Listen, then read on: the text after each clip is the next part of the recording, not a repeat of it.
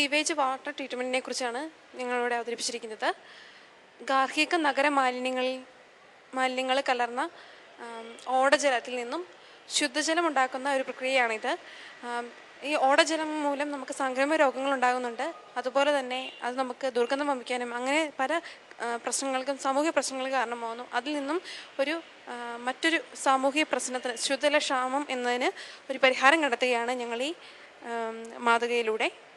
ഈ പ്രോസസ്സ് തുടങ്ങുന്നത് ഇവിടെ നിന്നാണ്. ഇതാണ് ഫസ്റ്റ് ടാങ്ക്. സീവേജ് വാട്ടർ വരുന്നത് ഈ ടാങ്കിലേക്കാണ്. ഈ പൈപ്പ് വഴിയാണ് കടന്നു വരുന്നത്. സീവേജ് വാട്ടർ എന്ന് പറയുമ്പോൾ പ്ലാസ്റ്റിക് ഉൾപ്പെടെയുള്ള എല്ലാ മാലിന്യങ്ങളും ഉണ്ടാവും. അതായത് വലിയ പാർട്ടിക്കിൾസ് ഉണ്ടാവാം, മഡ് ഉണ്ടാവാം, ഒരുപാട് അങ്ങനെ വേസ്റ്റ് ഉണ്ടാവാം. ഇതെല്ലാം കടന്നു വരുന്ന ഇങ്ങോട്ടാണ്. ഈ ഫസ്റ്റ് ടാങ്കിൻ്റെ ഉൾഭാഗം സ്ലോപ്പായിട്ടാണ് നിർമ്മിച്ചിരിക്കുന്നത്. അതുകൊണ്ട് തന്നെ ഒരുപാട് മാസ് കൂടിയ പാർട്ടിക്കിൾസ് എല്ലാം ഉൾഭാഗത്തേക്ക് കോൺസെൻട്രേറ്റ് ചെയ്യപ്പെടുന്നു. ഇതിനകത്ത് ഒരു മെയിൻ സംവിധാനം എന്ന് പറയുന്നത് ഇങ്ങനെ റൊട്ടേറ്റ് ചെയ്തുകൊണ്ടിരിക്കുന്ന എക്സ്കലേറ്ററാണ്. ഈ എക്സ്കലേറ്ററിൽ JCB ട്രങ്ക് ഇല്ലേ, അതിൻ്റെ മോഡലിലുള്ള ഒരുപാട് ട്രങ്ക്സ് ഞങ്ങൾ ഫിറ്റ് ചെയ്തിട്ടുണ്ട്. ഇതിങ്ങനെ റൊട്ടേറ്റ് ചെയ്യുന്നതനുസരിച്ച് ഈ വേസ്റ്റ് അതിൽ കൂടെ കയറി പുറത്തേക്ക് ഡിപ്പോസിറ്റ് ചെയ്യപ്പെടുന്നു. ബാക്കിയുള്ള water next tank grease removal ടാങ്കിലേക്ക് വരുന്നു. ഇവിടെ ശരിക്കും ഗ്രീസിൻ്റെ റിമൂവൽ നടക്കുന്നത്. ഗ്രീസ് എന്ന് പറയുമ്പോൾ വാട്ടറിനെക്കാളും ഡെൻസിറ്റി കൂടുതലായിരിക്കുമല്ലോ. അതുപോലെ തന്നെ അത്യാവശ്യം സെഡിമെൻറ്റ് ചെയ്യാനുള്ള കുറച്ചുകൂടെ മാസികമായിട്ടുള്ള സബ്സ്റ്റൻസ് അവിടെ സെഡിമെൻറ്റ് ചെയ്യുന്നു. ഇവിടെ ഇങ്ങനെ മൂവ് ചെയ്യുന്ന തരത്തിലുള്ളൊരു സംവിധാനമുണ്ട്. അത് താഴേക്ക്, ഇതിൻ്റെ ഉൾഭാഗം സ്ലോപ്പായിട്ടാണ് നിർമ്മിച്ചിരിക്കുന്നത്. അതുകൊണ്ട് താഴ്ഭാഗത്തേക്ക് അതിൻ്റെ കോൺസെൻട്രേഷൻ കൂടുതലായിരിക്കും. അതിനെ പുറത്തുനിന്ന് പമ്പ് ചെയ്ത് ഈ ടാങ്കിലേക്ക് കളയുന്നു. ശേഷം വാട്ടർ വരുന്നത് പ്രൈമറി സെഡിമെൻറ്റേഷൻ ടാങ്കിലേക്കാണ്. സെഡിമെൻറ്റേഷൻ പ്രോസസ്സാണ് ഇവിടെ നടക്കുന്നത്. സെഡിമെൻറ്റേഷനെ സപ്പോർട്ട് ചെയ്യുന്ന രീതിയിൽ ഇതിൻ്റെ ഉൾഭാഗം സ്ലോപ്പായിട്ടാണ് നിർമ്മിച്ചിരിക്കുന്നത്. അതുപോലെ 5 ചേമ്പറായിട്ട് തിരിച്ചിട്ടുണ്ട്. നടുക്കത്തെ ചേമ്പറിലേക്കാണ് വാട്ടർ വരുന്നത്. അത് ഫില്ലായ ശേഷം അടുത്ത 2 ചേമ്പറും അതിനുശേഷം അടുത്ത 2 ചേമ്പറും ഫില്ലാവുന്നു. ശേഷം ഈ കാണുന്ന വാട്ടർ ഔട്ട്ലെറ്റിലേക്ക് വാട്ടർ പ്രവേശിക്കുന്നു. അതിൽ നിന്നും നെക്സ്റ്റ് ടാങ്കിലേക്ക്, എയറേഷൻ ടാങ്കിലേക്ക് പോകുന്നു. ഇവിടെ എന്ന് പറയുമ്പം സെഡിമെൻറ്റേഷനെ സപ്പോർട്ട് ചെയ്യാൻ വേണ്ടിയിട്ട് സ്ലോ പ്രോസസ്സാണ്. അതിന് വേണ്ടിയിട്ടാണ് നമ്മൾ 5 ചേമ്പറായിട്ട് തിരിച്ചിരിക്കുന്നത്. കാരണം ഒരു ചേമ്പർ ഫില്ലായ ശേഷം അടുത്ത 2 ചേമ്പർ ഫില്ലാന്ന് പറയുമ്പോൾ അതനുസരിച്ച് സ്ലോ ആവും പ്രോസസ്സ് സ്ലോ അനുസരിച്ച് സെഡിമെൻറ്റേഷൻ കൂടും. അതുപോലെ തന്നെ മാക്സിമം സെഡിമെൻറ്റേഷൻ നടക്കും. പിന്നീട് എയറേഷൻ ടാങ്കിലേക്ക് വരുന്നു. ഇവിടെ നമ്മൾ ശരിക്കും എയർ പ്രൊവൈഡ് ചെയ്യാണ് ചെയ്യുന്നത്. അതായത് ഓക്സിജൻ നൽകുന്നു. ഓക്സിജൻ്റെ പ്രസൻസിൽ എയ്റോബിക് ബാക്ടീരിയകളുടെ മൾട്ടിപ്ലിക്കേഷൻ നടക്കുന്നു. അതിൻ്റെ മെറ്റബോളിക് ആക്ടിവിറ്റീസിനായിട്ട് ഇവിടെ ഓർഗാനിക് മാറ്ററിൻ്റെ റിമൂവൽ നടക്കുന്നു. അതായത് ഓർഗാനിക് മാറ്ററിനെ കൺസ്യൂം ചെയ്തിട്ട് അതിൻ്റെ മെറ്റബോളിക് ആക്ടിവിറ്റീസ് നടത്തുന്നു. അപ്പോൾ ശരിക്കും ഓർഗാനിക് മാറ്ററിൻ്റെ റിമൂവൽ നടന്നു കഴിഞ്ഞു. നെക്സ്റ്റ് സെക്കൻഡറി സെഡിമെൻറ്റേഷൻ ടാങ്കാണ്. അവിടെയും സെഡിമെൻറ്റേഷൻ പ്രോസസ്സ് തന്നെ. പ്രൈമറി സെഡിമെൻറ്റേഷൻ ടാങ്കിനെ പോലെ തന്നെയുള്ളൊരു സെറ്റപ്പാണ് സെക്കൻഡറി സെഡിമെൻറ്റേഷൻ ടാങ്കിലുള്ളത്. അതിൻ്റെ ഉൾഭാഗം സ്ലോപ്പാക്കിയിട്ടുണ്ട്. 5 ചേമ്പറായിട്ട് തിരിച്ചിട്ടുണ്ട്.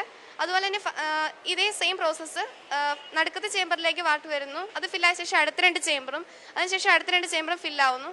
ശേഷം വാട്ടർ ഔട്ട്ലെറ്റിലേക്ക് വെള്ളം വരുന്നു. അവിടെ നിന്ന് അപ്പോഴേക്കും ഇവിടെ സെഡിമെൻറ്റേഷൻ ഇതുപോലെ തന്നെ സ്ലോ പ്രോസസ്സാണ്. മാക്സിമം സെഡിമെൻറ്റ് ചെയ്യുന്നു. ഇവിടെ എന്ന് പറഞ്ഞിട്ടുണ്ടെങ്കിൽ സെഡിമെൻറ്റേഷൻ സാധ്യതയില്ല. അതായത് എയറേഷൻ ടാങ്കിൽ. കാരണം നമ്മൾ എയർ പ്രൊവൈഡ് ചെയ്യുന്നതനുസരിച്ച് അത് സ്റ്റില്ലായിട്ട് നിൽക്കുകയല്ലോ, അത് അജിറ്റേറ്റ് ചെയ്തുകൊണ്ടിരിക്കുകയാണ്. അതുകൊണ്ട് അവിടെ സെഡിമെൻറ്റേഷൻ നടക്കുന്നില്ല. പിന്നെ ഈ ബാക്ടീരിയ, അതായത് association of bacteria with fungi ആണ് ഫ്ലോക്സ് എന്ന് പറയുന്നത്. ഈ ഫ്ലോക്സ് അതുപോലെ തന്നെ മറ്റു പല മാലിന്യങ്ങളും ഉണ്ടാവാം ആ ടാങ്കിൽ നിന്നും.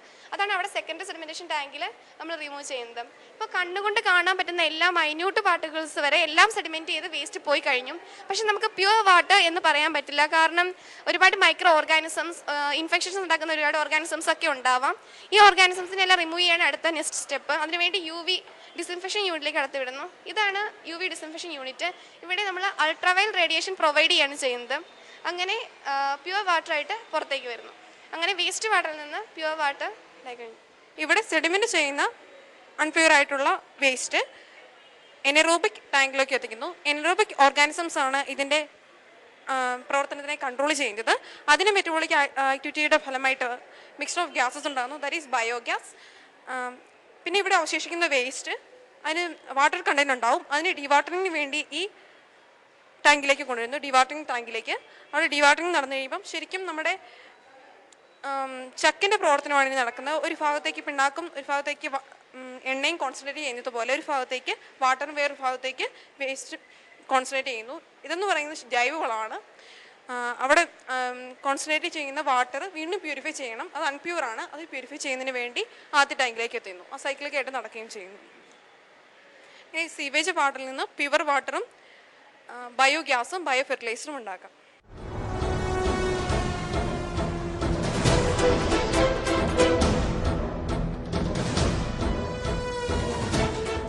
വേസ്റ്റ് കം പവർ പ്ലാന്റിനെ കുറിച്ചാണ് ഞങ്ങൾ പറയാൻ പോകുന്നത്. ഈ പവർ പ്ലാന്റ് ഏറ്റവും വലിയ സവിശേഷത സവിശേഷത എന്നാൽ ഇതിനകത്ത് ഏത് തരം വേസ്റ്റ് വേണമെങ്കിൽ ഉപയോഗിക്കാവുന്നതാണ്. പ്ലാസ്റ്റിക് അടക്കം ഏത് തരം വേസ്റ്റും ഇതിനകത്ത് നമുക്ക് ട്രീറ്റ് ചെയ്യാവുന്നതാണ്. ഇതിൻ്റെ പ്രധാന ഭാഗങ്ങൾ ഈ വേസ്റ്റ് ഫീഡറിൽ നിന്ന് തുടങ്ങുകയാണ്. വേസ്റ്റ് ഫീഡറിലേക്ക് നമ്മൾ ഏത് തരം വേസ്റ്റും നമ്മൾ നിക്ഷേപിക്കുന്നു. അത് ഈ ചേംബറിലേക്ക് ചെല്ലുന്നു. ആ ചേംബറിൽ വെച്ച് അതിന് പ്ലാസ്മ ആർക്ക് വെച്ച് ഹൈ ടെമ്പറേച്ചറിൽ ഹീറ്റ് ചെയ്ത് ഡീമോളിക്യുലൈസേഷൻ നടത്തുന്നു. ആ മോളിക്യൂൾസിൽ നിന്ന് ഇലക്ട്രോൺസിനെ സ്നാച്ച് ചെയ്ത് അതിനെ ആറ്റംസ് ആക്കി മാറ്റുന്നു. അവിടെ നിന്ന് അത് സെക്കൻഡ് ചേംബറിലേക്ക് പോകുന്നു.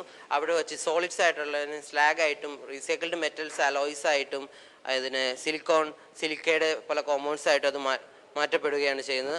അതുകൊണ്ട് നമുക്ക് കമ്പ്യൂട്ടറിൻ്റെയൊക്കെ യൂസ്ലെസ് ആയിട്ടുള്ള കേബിൾസ് എല്ലാം റീസൈക്കിൾ ചെയ്യാൻ ഇതാണ് ഉപയോഗിക്കുന്നത്. ഈ വേസ്റ്റും ഇതുകൊണ്ട് നമുക്ക് റീസൈക്കിൾ ചെയ്യാം ഈ മെത്തേഡ് കൊണ്ട്. അവിടെ നിന്ന് വരുന്നത് ഒരു ഗ്രൂപ്പ് ഗേഷ്യസ് മിക്സ്ചറാണ്.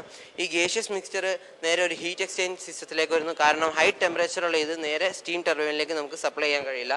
അത് നേരെ സ്റ്റീം ടർബൈനിൽ ചെന്ന് അവിടെ ടർബൈൻ കറക്കി അവിടെ വൈദ്യുതി ഉൽപ്പാദിപ്പിക്കുകയാണ്. അതിനുശേഷം ഇത് ഗ്യാസ് ക്ലീനപ്പ് എന്നൊരു സിസ്റ്റത്തിൽ ചെന്ന് അവിടെ നിന്ന്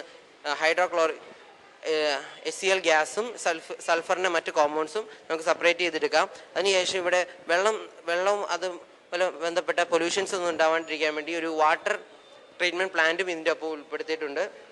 അതിനുശേഷം ഇതിൽ നിന്ന് കിട്ടുന്ന ഹൈഡ്രജൻ ഗ്യാസ്, മീഥേൻ മുതലായവ പ്രവർത്തിച്ച് ഗ്യാസ് എഞ്ചിൻ വർക്ക് ചെയ്യിപ്പിച്ച് ഇവിടെ നമുക്ക് വൈദ്യുതിയും ഉൽപ്പാദിപ്പിക്കാൻ കഴിയും. അങ്ങനെ 2 സ്റ്റേജിൽ വൈദ്യുതി ഉൽപ്പാദിപ്പിക്കുമ്പോൾ നമുക്ക് മൊത്തം ഇൻപുട്ട് വൈദ്യുതിയേക്കാൾ ഒരുപാട് അധികം വൈദ്യുതി പുറത്തേക്ക് നമ്മുടെ പവർ ഗ്രിഡിലേക്ക് കൊടുക്കാൻ നമുക്ക് സാധിക്കുന്നു. ഇത് മൂലം ഇതിനകത്ത് കത്തിക്കൽ എന്നുള്ള പ്രക്രിയ ഇല്ലാത്തത് കൊണ്ട് ക്യാൻസർ ഉണ്ടാക്കുന്ന ടോക്സിൻസ് പോലുള്ള വസ്തുക്കളൊന്നും ഇതിനകത്ത് അടങ്ങിയിട്ടില്ല.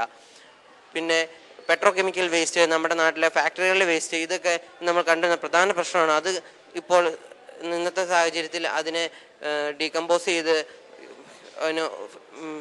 മാനുവർ ചെയ്യണമെങ്കിൽ നമ്മുടെ നാട്ടിൽ അതിന് ടെക്നിക്കുകളില്ല. പക്ഷേ ഈ പ്രോസസ്സിൽ അത് വിധേയമാക്കുകയാണെങ്കിൽ അതിൽ നമുക്ക് മീഥേനും മറ്റുള്ള ഗ്യാസസും കിട്ടും. അത് വളരെ എക്കണോമിക്കലായിട്ട് നമുക്ക് കൊമേഴ്ഷ്യൽ യൂസിന് വേണ്ടി ഉപയോഗിക്കാവുന്നതാണ്. അങ്ങനെ എല്ലാ തരം വേസ്റ്റും യൂസ് ചെയ്യുന്ന ഒരു പ്ലാന്റാണിത്. നമ്മുടെ നാട്ടിൽ തിരുവനന്തപുരം നഗരത്തിൽ ഇപ്പോൾ മാലിന്യ പ്രശ്നം നേരിട്ടുകൊണ്ടിരിക്കുകയാണ്. അങ്ങനെയുള്ള നഗരങ്ങളിൽ വളരെ ഈസി ആയിട്ട് യൂസ് ചെയ്യാവുന്ന ഒരു പ്ലാന്റാണിത്. ഇനീഷ്യൽ എസ്റ്റാബ്ലിഷ്മെൻറ്റിന് കോസ്റ്റ് കുറച്ച് കൂടുതലാണെങ്കിലും ലേറ്റർ അത് ഭാവിയിലേക്കുള്ള റണ്ണിങ്ങിൽ അത് വളരെ ചീപ്പായിട്ട് മാറുകയാണ് ഈ പ്ലാന്റിൻ്റെ ഉപയോഗം കാണുന്നത്. ഇന്ന് ഇത് ഹോങ്കോങ് യൂണിവേഴ്സിറ്റിയിലും മറ്റും റിസർച്ച് എടുത്തുകൊണ്ടിരിക്കുകയാണ് ഈ പ്ലാന്റിനെ കുറിച്ച്.